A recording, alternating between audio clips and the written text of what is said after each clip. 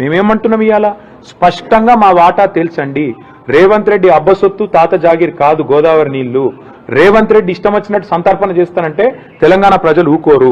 నెల రోజుల్లో కమిటీ వేస్తా. ఎవరిని అడిగేస్తున్నావు కమిటీ? ఎవరిని అడిగేసినావు కమిటీ? నువ్వు చంద్రబాబు చెప్పగానే కమిటీ వేస్తావు. కమిటీ 30 రోజుల రిపోర్ట్ ఇస్తుంది.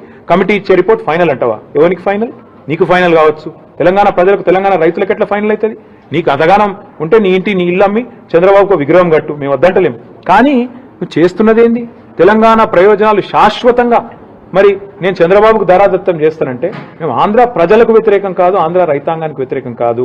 కానీ తెలంగాణ రైతుల ప్రయోజనాలు నెరవేరే విధంగా ముందు కేంద్ర ప్రభుత్వం మీద ఒత్తిడి తెండి. నిన్న జరిగిన మీటింగ్ ఎపెక్స్ కౌన్సిల్ మీటింగ్ కూడా కాదు.